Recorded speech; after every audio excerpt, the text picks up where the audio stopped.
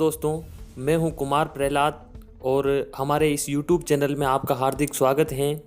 Form भरने संबंधित आप लोगों के कई सवाल आ रहे थे कि कैसे फॉर्म भरना है, कैसे नहीं भरना है। इसके ऊपर आप एक वीडियो बना दीजिए, स्टेप बाय स्टेप जानकारी दे दीजिए ताकि हमारे कोई प्रॉब्लम ना आए। तो इसको ध्यान में रखकर हमने आपको 15 तारीख तक रोका था। सारी जानकारी लेकर आज हमने ये वीडियो बनाया है। इस वीडियो के माध्यम से आपको सारी जानकारी मिल जाएगी। आप तसल्ली से और आराम से इस वीडियो को स्टेप बाय स्टेप देखिए, स्किप मत करिए और आराम से देखिए ताकि आपकी कोई गलती ना हो, क्योंकि ध्यान से नहीं देखोगे और कोई भी स्टेप मिस हो जाएगी तो आपके प्रॉब्लम हो जाएगी। इसलिए मैं यही कहूँगा, आराम से वीडियो को देखिए और फॉर्म भरिए ताकि आगे दिक्कत ना आए। नमस्कार दोस्तों, जैसा कि आप सभी को पता है कि हमने आपको थोड़ा सा वेट करने के लिए कहा था कि फॉर्म अभी अप्लाई मत करिए, 15 के बाद करिए। तो हमने कहा और एक वीडियो भी बना देंगे आपको स्टेप बाय स्टेप कि कैसे आपको फॉर्म भरना है और क्या क्या चीज़ें भरनी है। देखो, वेट करवाने के पीछे का मकसद ये था कि हमने सारी चीज़ों का मतलब अधिकारियों से पूछा है, बीकानेर निदेशालय से भी बात की है अधिकारियों से, ताकि अपने क्या है कि आगे डॉक्यूमेंट वेरिफिकेशन में कोई प्रॉब्लम ना आए। क्योंकि बहुत सारी ऐसी बातें हैं जिनका हमें पता नहीं था फॉर्म के अंदर कि क्या डालना है क्या नहीं डालना है। जैसे एडमिशन डेट संबंधित बात हो गई, विषय समूह का चयन संबंधित बात हो गई। तो बहुत सारी चीज़ें ऐसी है जो हमें ध्यान पता नहीं था और हमने उसकी पूर्ण जानकारी के बाद भी हमने फॉर्म भरना स्टार्ट किया था। तो हमने ये बात आपको पहले भी बताई थी कि थोड़ा सा वेट करिए ताकि हम आपको स्टेप बाय स्टेप कैसे फॉर्म भरना है, क्या क्या चीज़ें करनी है वो हम आपको बता देंगे। तो आप आइए शुरू करते हैं। तो जैसे ही आप अपनी SSO ID को ओपन करोगे तो इस प्रकार आपके सामने 3 चीज़ें मिलेगी: माई एप्लीकेशन, नोटिफिकेशन और ऑनगोइंग रिक्वायरमेंट। तो जैसे ऑनगोइंग रिक्वायरमेंट होती है उसके ऊपर आपको क्लिक करना है। जैसे ये इधर आपके ऑनगोइंग रिक्वायरमेंट है, तो ये ऑनगोइंग रिक्वायरमेंट के ऊपर आपको क्लिक करना है। और जैसे ही यहाँ पर आप क्लिक करोगे ऑनगोइंग रिक्वायरमेंट के ऊपर, तो फिर आपको क्या है कि इसके बाद में एक नई स्लाइड खुलेगी जो इस प्रकार से होगी। और इस स्लाइड के अंदर ये ऑप्शन आएंगे आपके यहाँ पर। एक आएगा आपके जनरल नॉन TSP का और एक आएगा आपके जनरल TSP का आ जाएगा। लेवल फर्स्ट का TSP नॉन TSP दोनों आ जाएंगे। उसके बाद में लेवल 2 के आ जाएंगे जिसमें English TSP non TSP, Hindi TSP non TSP, Punjabi TSP non TSP, Sanskrit TSP non TSP। तो इस प्रकार से लेवल 2 के भी आ जाएंगे। तो आपको अपन को लेवल 2 से कोई काम नहीं है, अपन को लेवल फर्स्ट ज़्यादातर नॉन TSP बनना है। तो ज़्यादातर नॉन TSP बनने के लिए हमें क्या करना पड़ेगा, यहाँ पर आइए नीचे, तो यहाँ पर ये general teacher level first non TSP इस पर क्लिक कर देंगे।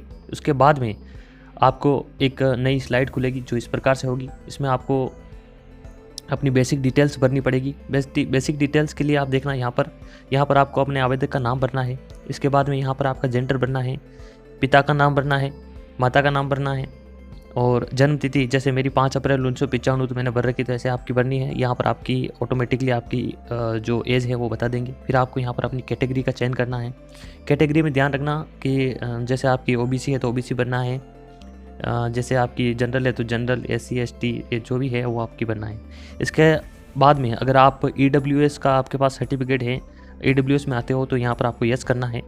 और यदि आप स्पेशल एबल्ड कैटेगरी में आते हो, विशेष दिव्यांग जन श्रेणी में आते हो तो यहाँ पर यस करना है। और उसके बाद में आपकी जो दिव्यांग श्रेणी में कौन सी सब स्पेशल एबल्ड कैटेगरी है यानी कि उप विशेष दिव्यांग जन, उसके ऊपर आपको सेलेक्ट करना है। फिर आपकी विशेष योग्यजन कितना प्रतिशत यानी स्पेशल एबल्ड परसेंटेज कितना वो भी आपको करना है। उसके बाद में आपको क्या करना है कि आपका जो भी धर्म है, जो भी रिलीजन है, जैसे हिंदू, सिख, ईसाई, मुस्लिम जो भी हैं वो आपको यहाँ पर सेलेक्ट करना है। उसके बाद में आपको क्या करना है कि आपकी जो अपनी वैवाहिक स्थिति है, यहाँ पर देखिए आपकी जो वैवाहिक स्थिति है यहाँ पर क्लिक करना है। यदि अगर आप मैरिड हैं तो आपको मैरिड करना है, अनमेरिड है तो अनमेरिड करना है। जब आप मैरिड करोगे तो आपको जीवन साथी का नाम यहाँ चॉइस करना पड़ेगा। इसके अलावा क्या आप एक से अधिक जीवित पति अथवा पत्नी हैं, तो do you have more than one spouse living. तो यहाँ पर ध्यान रखना कि अगर आपसे एक से अधिक जीवित पति पत्नी है तो वो आपको सिलेक्ट करना है। इसके अलावा क्या आपका विवाह किसी ऐसे व्यक्ति से हुआ है जिसके पहले से जीवित पत्नी है, अगर ऐसा है तो आपको यहाँ पर वो क्लिक करना है। क्या आपने शादी में दहेज स्वीकार किया है, क्या नहीं किया, वो स्थिति आपको यहाँ पर बतानी पड़ेगी। इसके अलावा विवाह पंजीयन नंबर, जो भी आपका मैरिज सर्टिफिकेट है उसके रजिस्ट्रेशन नंबर है वो यहाँ पर आपको डालने होंगे।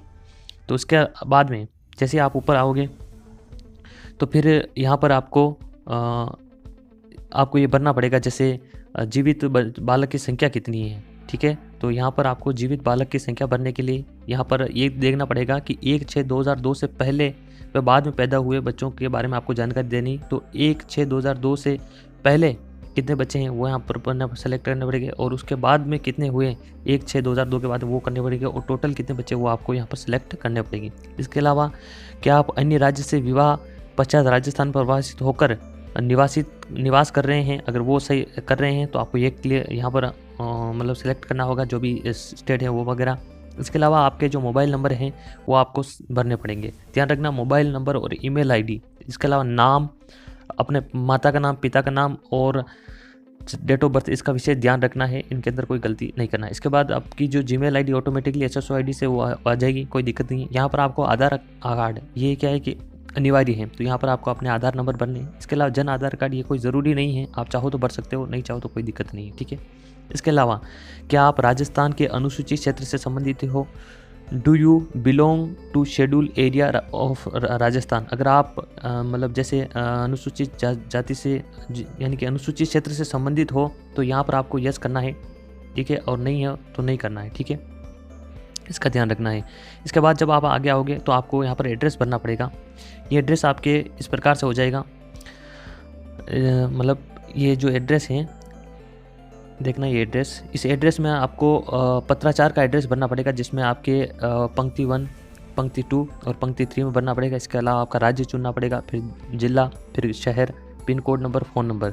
अगर आपका स्थायी पता और पत्राचार पता सेम है तो यहाँ पर सेम ये ऑप्शन आता है, यहाँ पर इस जो ये जो ऑप्शन आता है ये सेम वाला, इस ऑप्शन के ऊपर आप क्लिक कर देना है, ठीक है, ठीक है। तो ये ऑटोमेटिकली जो नीचे वाला है वो पूरा भर जाएगा, उसमें कोई इशू आएगा नहीं। इसके बाद में आपकी बेसिक डिटेल्स के बाद में आएगा आपके पर्सनल डिटेल्स, ठीक है। तो पर्सनल डिटेल्स में आपको क्या करना है, यहाँ पर आपको अब राष्ट्रीयता क्या है, इंडियन है तो वो इंडियन बनना है, और अगर आप दूसरे देश से हो तो दूसरा देश बनना है, लेकिन दूसरे देश से होंगे नहीं, ऑफिशियली सब भारतीय हैं। दूसरे देश से आकर यहाँ पर कौन फॉर्म भरेगा, वो भी टीचर का।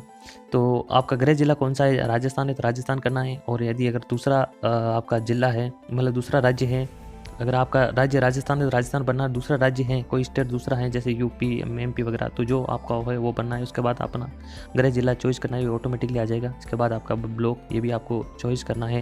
इसके बाद आपकी तहसील चॉइस करनी है, आपका गांव चॉइस करना है, और यदि आप किसी पूर्व स्थापित देश से हैं तो आपको वहाँ पर यस करना है, और नहीं है तो नो करना है, ठीक है।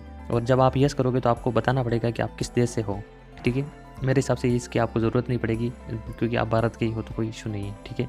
उसके बाद में जब आप आगे बढ़ोगे तो यहाँ पर आपका आएगा कि आप भूतपूर्व सैनिक हैं, तो ये ध्यान रखना, अगर आप भूतपूर्व सैनिक हैं तो आपको यस करना है, नहीं है तो नो करना है, ठीक है। ये ध्यान रखना है आपको थोड़ा सा, लेकिन यहाँ ध्यान रखना अगर आप यहाँ यस करते हो तो फिर आपको वो अपना सर्विस स्टेटस देना पड़ेगा, ठीक है। इसके अलावा देखो आगे बढ़ेंगे आप तो आपके यहाँ पर आएगा क्या आप उत्कर्ष खिलाड़ी हैं।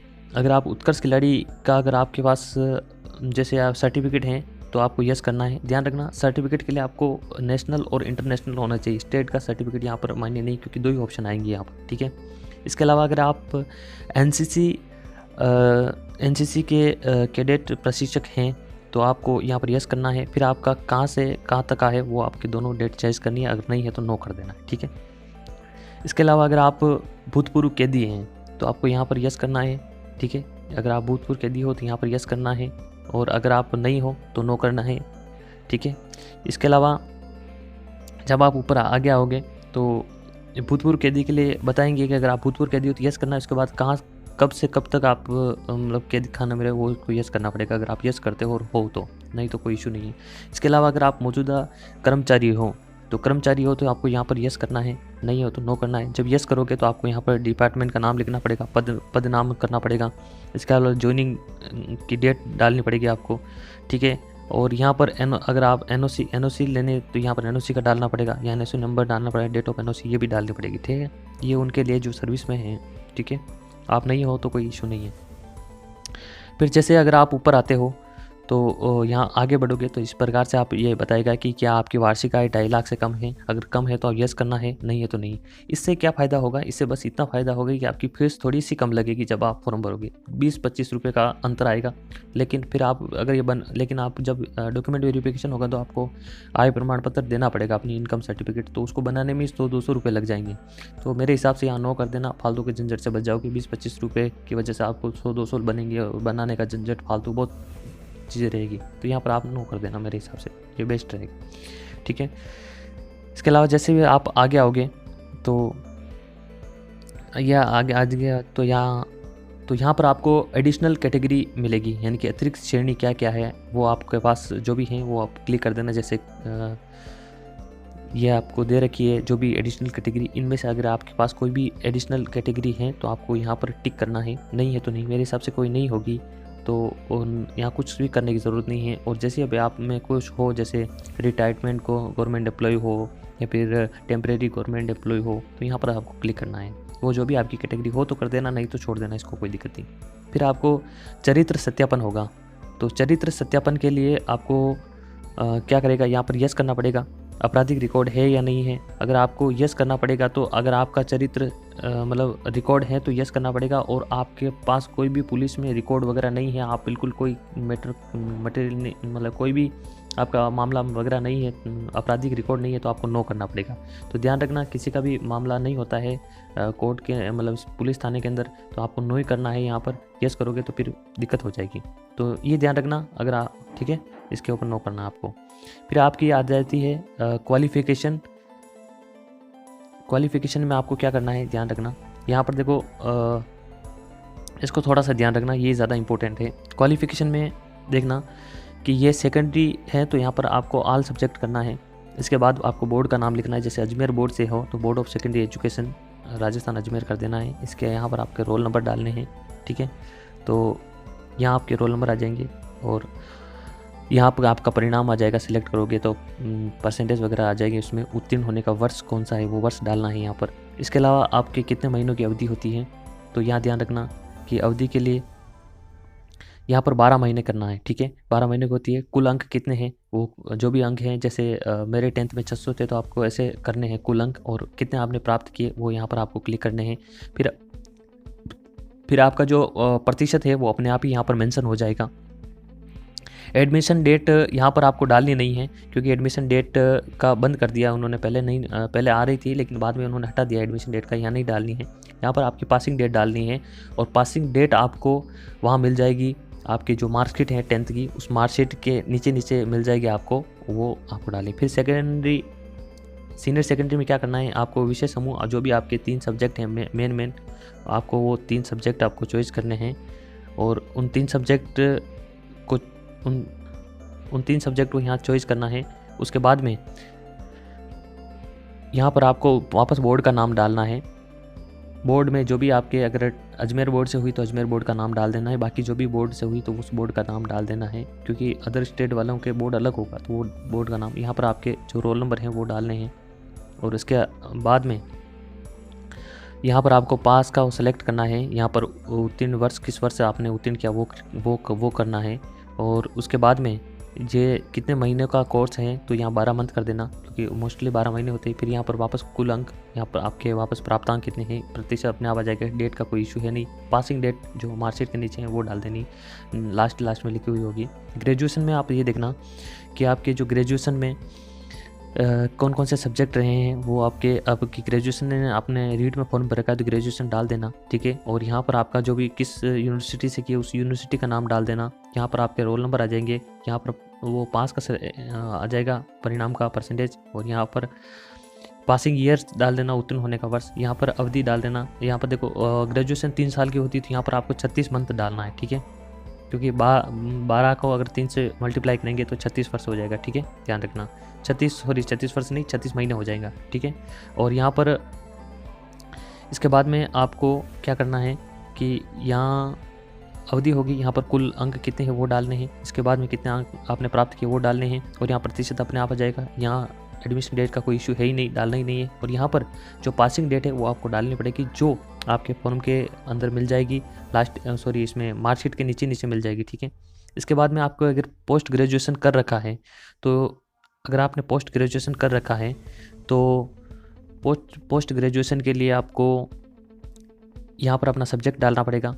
इसके यहाँ पर उसका जहाँ से आपने यूनिवर्सिटी से की वो यूनिवर्सिटी डालनी पड़ेगी। यहाँ आपके रोल नंबर, वो पूरा प्रोसेस वही रहेगा। यहाँ पर आपको लास्ट में आपको पासिंग डेट डालनी पड़ेगी, ठीक है।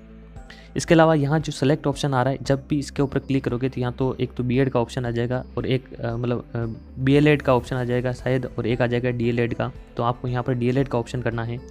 और सबसे बड़ी समस्या ये रहेगी यहाँ पर सब्जेक्ट क्या डालें। तो यहाँ पर सब्जेक्ट आपको डालना है, जैसे आपने जब डीएलएड किया था एनआईओ से डीएलएड, तब 2 तरह से आपने फॉर्म भरा था, एक तो साइंस से और एक अदर देन साइंस से। तो आपके अगर साइंस से भरा है, जैसे साइंस वाले सब्जेक्ट लिए हैं आपने, तो यहाँ पर साइंस कर देना है। और अगर आप के जैसे 12th में आर्ट्स के सब्जेक्ट रहे हैं तो आपने आर्ट्स से ही भरा होगा, तो यहाँ पर अदर देन साइंस कर देना है, ठीक है। इसके बाद में यहाँ पर आपको जो बोर्ड का नाम है NIOS, ठीक है ना। तो यहाँ पर आपको अपना बोर्ड का जो नाम डाल देना है, किस बोर्ड से आपने किया है। जैसे NIOS से किया है तो national institute open schooling Noida कर देना है आपको। इसके बाद में आपके यहाँ पर रोल नंबर डालने हैं, यहाँ पर पास का डालना है, ठीक है। उत्तीर्ण होने का वर्ष डाल देना है और अवधि यहाँ पर ध्यान रखना 24 मंथ ही करना है, ठीक है। अब ये 24 मंथ कर देना और कुल पूर्णांक कितना 1400 का है तो 1400 कर देना और कितने आपने प्राप्त किए हैं वो कर देना। इसके बाद प्रतिशत आप यहाँ पर आ जाएगा। अब यहाँ पर एडमिशन डेट, सबसे बड़ा इशू अभी तक यही बन रहा है कि एडमिशन डेट क्या डालें। तो यहाँ पर मैं आपको थोड़ा सा बताना चाहूँगा कि जैसे हमने बीकानेर जो निदेशालय है वहाँ से हमने बात की थी वहाँ के अधिकारियों से, तो वहाँ के अधिकारियों ने हमें ये बताया कि आपके पास जो फॉर्म भरा उसके आसपास की कोई भी डेट हो वो डाल देना। वहाँ पर कोई ऐसा इशू नहीं है कि आपके वापस से डॉक्यूमेंट वेरिफिकेशन में आपका रीचेक होगा, क्योंकि देखो इसका डेट पता करने के लिए हमने जयपुर रीजनल सेंटर से भी कॉल किया था और वहाँ से पता किया। इसके अलावा हमने जो अपने हेड ऑफिस है नोएडा वहाँ पर भी हमने कॉल किया, वहाँ के अधिकारियों से बात की, तो दोनों ने मना कर दिया कि हमारे पास एडमिशन डेट नहीं है। तो जब उनके पास एडमिशन डेट नहीं है तो फिर हमने बीकानेर निदेशालय से बात की थी कि सर यहाँ एडमिशन डेट मिल नहीं रही है और वहाँ से प्राप्त नहीं हो रही। तो उन्होंने बोला कि जब भी आपने फॉर्म भरा था उसके कोई भी आसपास डेट डाल दो। तो अब हमें क्या डेट डालनी मैं बताऊँ, जिसके पास प्रूफ हो। जैसे ध्यान रखना कि 10 सितंबर से लेकर 10 अक्टूबर के बीच का अगर आपके पास कोई भी प्रूफ हो, जैसे मेल आई हो, आपने रजिस्ट्रेशन फॉर्म भरा हो, या फिर आपके पास कोई भी ऐसी डेट हो जो आपके प्रूफ हो 10 सितंबर से लेकर 10 अक्टूबर, वो कोई सी भी डेट आप डाल देना, ठीक है। इसके बीच की डालना, 10 सितंबर से लेकर 10 अक्टूबर के बीच में। भले आपके मेल बाद में कंफर्म का हो तो मत डालना, वही डालना आपको 10 सितंबर से लेकर 10 अक्टूबर के बीच में, क्योंकि मेल कभी कभी लेट भी आए। बहुत सारे लोगों के फरवरी 2018 मेल आया है तो वो नहीं डालना है, ठीक है। आपको बस यही ध्यान रखना है, एक बात ध्यान रखनी है, आपके पास 10 अक्टूबर और 10 सितंबर के बीच की अगर आपके पास कंफर्म डेट है तो वो डेट डाल देना, और आपके पास कोई कंफर्म डेट नहीं है तो 20 सितंबर आप डाल देना। कोई इशू नहीं है, हमने बात कर ली है, आपका कोई रीचेक नहीं होगा, इस बात का ध्यान रख लेना, ठीक है। लेकिन डालना यही, बाकी अगर आप जैसे फरवरी डालोगे या फिर 10 अक्टूबर के बाद डालोगे तो वो फिर आपके इशू हो सकता है। इशू तो कुछ नहीं होगा, लेकिन क्या कि सभी की एक साथ रहेगी तो ठीक रहेगा। तो आपके पास 10 अक्टूबर और 10 सितंबर के बीच में कोई डेट हो तो वो डालना, हमने बात कर ली है, कोई प्रॉब्लम नहीं आएगी, ठीक है। फिर आपकी पासिंग डेट क्या डालनी है, तो पासिंग डेट उसमें आपको ये डालनी है, जैसे उस आपकी जो मार्कशीट है उसके नीचे लिख रखी है 22 मई 2019 पासिंग डेट लिख रखी है, तो वो आपको डालनी है, ठीक है। आप देख लेना, आपकी जो मार्कशीट है एनआईओएस की डीएलएड की उसकी नीचे लिख रखी है। फिर यहाँ पर देखना रीट 2021, यहाँ पर विषय समूह क्या करना है। देखो रीट के अंदर सब्जेक्ट क्या होते हैं, बाकी मोस्टली कॉमन सब्जेक्ट होते हैं वो तो डालने नहीं, लेकिन अलग क्या होता है, हिंदी और इंग्लिश, ये दोनों अलग होता है। तो यहाँ पर आपके हिंदी और इंग्लिश है तो हिंदी इंग्लिश डाल देनी, सेकंड लैंग्वेज, और सेकंड लैंग्वेज अगर आपके संस्कृत है तो हिंदी और संस्कृत डाल देना, ये ध्यान रखना है, ठीक है। यहाँ लैंग्वेज के हिसाब से डालेंगे तो हिंदी इंग्लिश या फिर हिंदी संस्कृत, जो भी आपकी लैंग्वेज रही है उसके अनुसार आपको सब्जेक्ट डालें। फिर यहाँ पर बोर्ड, ये भी वापस अजमेर बोर्ड ही है, रीट के कार्यालय का, तो यही करवाता है, तो यहाँ पर board of secondary education Ajmer डाल देना। इसके अलावा आपके जो रोल नंबर है वो यहाँ डालने हैं, यहाँ रोल नंबर डालने हैं। यहाँ आपके परिणाम को सिलेक्ट करना परसेंटेज के अंदर, यहाँ पास उत्तीर्ण होने का वर्ष 2021 ऑटोमेटिकली आ जाएगा, और कितने मंथ का यहाँ पर कोई शो नहीं होगा क्योंकि ये तो उसका कोई इशू नहीं है। कुल अंक कितने थे 150, और उसमें आपके कितने प्राप्त किए हैं वो उसमें आ जाएगा, ठीक है। प्रतिशत अपने आप आ जाएगा। यहाँ पर पासिंग डेट और मतलब एडमिशन डेट और पासिंग डेट का यहाँ पर कोई इशू है नहीं। तो इस तरह से आपको इस क्वालिफिकेशन को ध्यान से भरना है। सारी चीज़ें मैंने आपको क्लियर कर दी। और भी अगर इस संबंधित आपके मतलब जो भी डेट संबंधित हैं, मतलब क्या भरना है क्या नहीं भरना है, इससे संबंधित कोई इशू आ रहा है तो आप कमेंट कर दीजिएगा, हम देख लेंगे। इसके अलावा जैसे ही आप इसको क्लियर करके आगे बढ़ोगे तो इस प्रकार आपके सामने ये आ जाएगा, has any board public service commission debarred you for use of unfair means ETC in its competitive recruitment exam. क्या किसी भी बोर्ड लोक सेवा आयोग ने अनुसूचित साधन आदि के इस्तेमाल के लिए आपको प्रतियोगी परीक्षा से बाहर किया है? अगर ऐसा किया है तो यस करना है, नहीं किया तो नो करना है। मेरे हिसाब से किसी को बाहर नहीं किया तो नो कर देना, बाकी अगर यस करोगे तो ये चीज़ें भरनी पड़ेगी आपको, ठीक है। अब आपको माध्यम भरना है कि आपने जो मतलब स्नातक में जो पढ़ाई की है वो किस माध्यम से की है। तो यहाँ पर क्लिक करोगे तो 2 ऑप्शन आएंगे, हिंदी इंग्लिश। तो आपने अगर हिंदी में पढ़ाई की, आपका मीडियम हिंदी रहा है तो हिंदी करना है, इंग्लिश रहा तो इंग्लिश करना है। और आपके स्नातक और मतलब स्नातक और जो होता है आपके पोस्ट ग्रेजुएशन जैसे MA वगैरह होता है, तो उसमें आपकी क्या मीडियम रहा है, हिंदी रहा, इंग्लिश रहा, तो यहाँ पर आपको क्लिक करना है, ठीक है। ये दोनों चीज़ें हैं, यहाँ पर आपको हिंदी और इंग्लिश मीडियम का चॉइस करना है। इसके बाद जैसे आप आगे आओगे तो फिर आपको यहाँ पर फोटोग्राफ और सिग्नेचर का करना पड़ेगा। ध्यान रखना, जब भी फ़ोटो आप अपलोड करोगे तो उसकी जो साइज़ है वो 50 KB से लेकर 100 KB के बीच में होनी चाहिए, ठीक है। या इसके और जैसे आप 50 KB और 100 KB के बीच में करोगे तो ये अपलोड हो जाएगा। फिर उसके बाद आपके सिग्नेचर आएगा जो कि 20 KB और 50 KB के बीच में होने चाहिए, ठीक है। ये दोनों कंडीशन ध्यान रखना, इसके बीच में होगा तभी ये अपलोड हो पाएगा, बाकी नहीं हो पाएगा। इसके बाद में जैसे ही आप आगे बढ़ोगे तो यहाँ पर आ जाएगा आपके बॉडी मार्क। तो आपके बॉडी के ऊपर कोई मार्क बन रहा है तो वो लिख सकते हो, अगर अन्यथा नो मार्क कर सकते हो, ठीक है। इसके बाद में जैसे आप आगे बढ़ोगे तो आपको प्रेफरेंस देनी पड़ेगी कि कौन सा जिला भरना है। जैसे आप यहाँ ये सेलेक्ट का ऑप्शन है, इस सेलेक्ट का जो ऑप्शन है, इस सेलेक्ट के ऑप्शन के ऊपर आप क्लिक करोगे तो फर्स्ट आ जाएगा। बार बार इसी के ऊपर क्लिक करके अपना जिला चॉइस भरना है, ठीक है। तो आप किसको प्रेफरेंस देते हो, ध्यान रखना। डार्क जोन वाले ज़िले को थोड़ा सा ध्यान रखना, क्योंकि डार्क जोन वाले ज़िले एक बार मिल जाते हैं तो वहाँ से थोड़ी लंबी प्रोसेस हो जाती है फिर वहाँ ट्रांसफ़र होने में, तो लगभग 10th ईयर तक आपको वहीं रहना पड़ता है। तो डार्क जोन ज़िले का ध्यान रखना है। और आपका जो होम डिस्ट्रिक्ट है और आपके होम डिस्ट्रिक्ट के आसपास जो डिस्ट्रिक्ट है उसको ध्यान में रखते हुए आपको यहाँ पर 300 के 300 ज़िले आपको भरने पड़ेंगे, ठीक है। इसका थोड़ा सा ध्यान रखना। इसके बाद में जैसे आप अपने जिला भरोगे तो उसके बाद में आगे की स्लाइड मेरे पास है नहीं, लेकिन वो नेक्स्ट स्लाइड पेमेंट की आ जाएगी, कंफर्म आ जाएगा और पेमेंट की आ जाएगी। उस पर जैसे ही क्लिक करोगे उसके बाद आप पेमेंट कर देना। पेमेंट आप कर सकते हो ई-मित्र के माध्यम से कर सकते हो, आप अपने कार्ड के माध्यम से कर सकते हो, अपने UPI के माध्यम से कर सकते हो, ठीक है। ये सुविधा उस पर रहती है। जैसे आप क्लिक करोगे तो आपका फॉर्म पूर्ण रूप से सबमिट हो जाएगा। तो ये पूरी प्रोसेस थी, हमने बताई आपको।